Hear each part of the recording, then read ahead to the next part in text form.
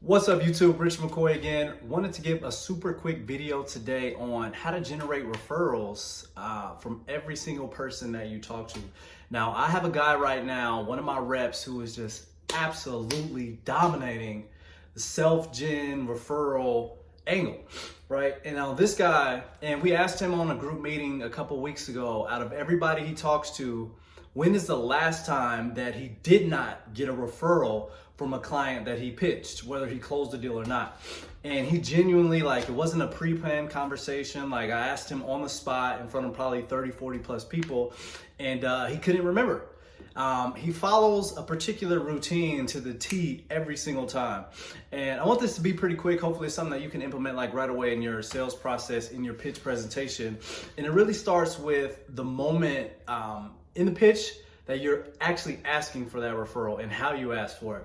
Now, one of the common things that I see most reps do is they wait till they get to financing or closing to try to ask for referrals, right? And a lot of times it doesn't dawn on a new rep to ask for, referrals until they've got a did not qualify.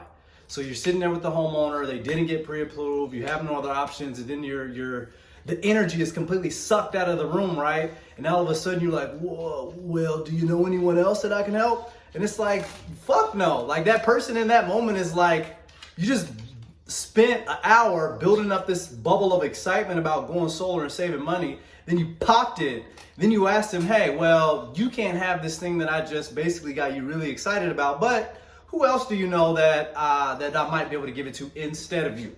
So that's the wrong way. We really need to step back in the presentation before closing, before we talk about finances, and really ask for the referrals in a particular way before then. Now, what I do and what my reps do is we get to the point to where right before we go into the actual closing part, the presentation of the numbers and everything like that.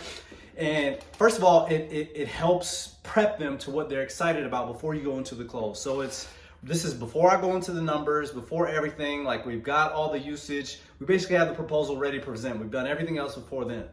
And it's, hey, Mr. Homeowner, man, I told you in the beginning of this that my company, we do things a lot different than anyone else. We've got even extra equipment that no one else has. There's a lot here. I know we covered a lot today and you're getting a lot out of this, but man, I gotta ask you, what excites you the most about everything that you're getting today?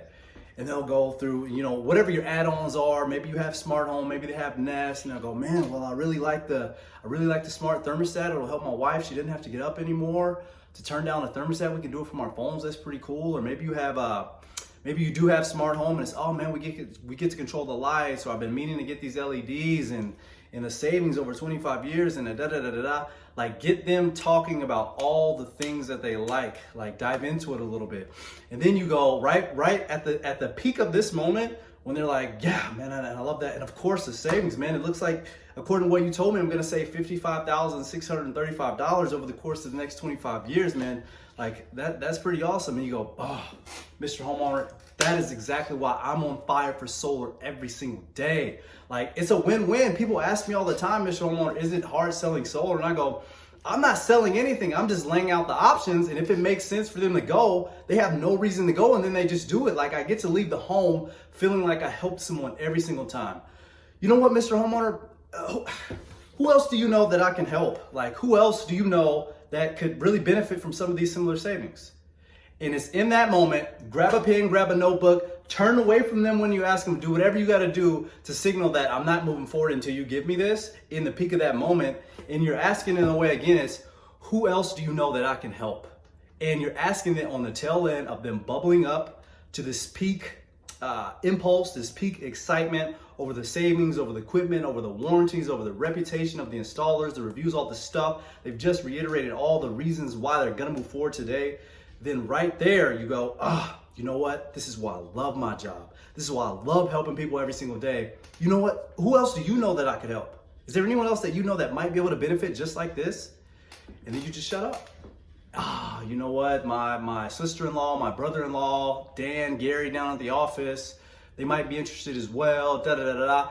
You're not sitting there saying, hey, Mr. Homeowner, we give you a $200 gift card for everybody you got. Who else do you know? Stop saying that shit. That shit is stupid, and it sounds like, who else do you know that I can sell? Who else do you know that I can make money off of? That is what 90% of the guys do when they get in. By the way, we got this great referral program where if you refer that, the referral program is great. After he gives me the names, the way I ask it, then I let him know, by the way, Mr. Homeowner, I'm gonna be able to help out your family, your friends, and your coworker that you just gave me. But guess what? Even better, every time they do say yes to me, I'm gonna send you a $200 Visa gift card. How about that? You know what he's gonna do after that? He is going to give you even more referrals. He is gonna look at his wife and go, well, who else do you know? All of a sudden, he gave you 4 and you got 10. You got 10 referrals before you even pitch this dude. Now, let me ask you something. What do you think that's gonna do when you go time to close this dude? Right? Like, you just got to reiterate the product, reiterate the warranties, reiterate him verbalize through his own mouth everything that he's excited about. He gave you the referrals. You told him, hey, you're even about to get some of this money back. You gave me 10 people. Now, if half of them close, I'm gonna most likely pay for your solar bill for half of the year. That's it right there, right? So he's super excited. So when you go into the closing and everything after that, it's a laydown. It's psychology, it's mastery, it's impulse, it's actually learning human behavior, what works, and how to be able to leverage emotions within your sales process to be able to get people to say yes almost every single time. And it's what I talk about. If you want to dive deeper into this a little bit more, maybe get on a call with me and my team, hop on some role plays. We love to help other people how we can. Book a strategy call with me below, man, and let's dive into this. 2020, this is game changers. There's a lot of different things happening in solar. It's getting so competitive, and it's gonna be harder to close. It's gonna be harder to generate leads. And if you don't have vehicles yourself that you own to do these things and have mastered the actually closing process, then you're gonna fall back. I don't wanna see that happen to you. Let's jump on a call. Let's build this together, man. Good luck to you. Let me know how it works.